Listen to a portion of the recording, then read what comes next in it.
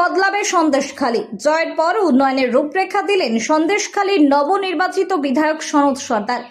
সন্দেশখালীর মানুষ দীর্ঘদিন ধরে যোগাযোগ ব্যবস্থা, নদীপথ নির্ভর যাতায়াত এবং উন্নয়নের অভাব নিয়ে সমস্যার মুখোমুখি। এবার সেই সমস্যার সমাধানকে সামনে রেখেই কাজ শুরু করার বার্তা দিলেন সদ্য নির্বাচিত বিজেপি বিধায়ক সনৎ সর্দার। জয়ের পর এদিন তিনি স্পষ্ট জানিয়ে দিলেন, সন্দেশখালীর বিচ্ছিন্ন দ্বীপাঞ্চলগুলিকে সংযুক্ত করাই হবে তার প্রধান লক্ষ্য। তিনি বলেন, মানবতাই আমাদের পরম ধর্ম, সবার উপরে মানুষত্ব, তাহার উপরে নাই। তাই সেই মানব বন্ধনকেই আগে আমি জোর দেব। সেতু বন্ধনের সাথে সাথে শহর আর গ্রামের একটা নিবিড় সম্পর্ক গড়ে উঠবে।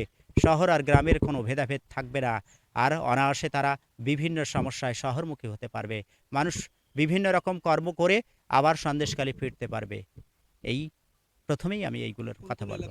সন্দেশখালী মূলত নদী বেষ্টিত এলাকা হওয়ায় এখানকার মানুষের জীবনযাত্রা এখনো অনেকাংশে নৌপথের ওপর নির্ভরশীল। বর্ষাকালে কিংবা দুর্যোগের সময় সেই দুর্যোগ আরো চরম আকার নেয়। বহু জায়গায় পর্যাপ্ত সেতু না থাকায় ছাত্রছাত্রী, রোগী, শ্রমজীবী মানুষদের প্রতিদিনই সমস্যার সম্মুখীন হতে হয়। সেই বাস্তব পরিস্থিতির কথা মাথায় রেখেই সনৎ সর্দার সেতু বন্ধনকে অগ্রাধিকার দেওয়ার কথা বলেছেন। তিনি জানান, নতুন মুখ্যমন্ত্রী হিসেবে শুভেন্দু অধিকারীর কাছে তিনি বিশেষ আবেদন জানাবেন যাতে সন্দেশখালীর বিভিন্ন প্রান্তকে সেতুর মাধ্যমে যুক্ত করার উদ্যোগ নেওয়া হয়। আমি মূলত আপাতত দুটো সেতুর উপরে বেশি করে জোর দিচ্ছি। একটা নাজার টু কালীনগর, আর আরেকটা রামপুর, যেটা ওই দ্বীপটা। এই দুটো দ্বীপ জুড়ে দিলে আমার মনে হয়, আশা করছি সবগুলো হয়ে যাবে। ধীরে ধীরে যদি সম্ভব হয়, আমার আরও বিভিন্ন রকম যে সেতুগুলো আছে সেগুলো জোড়ার চেষ্টা করব আমি।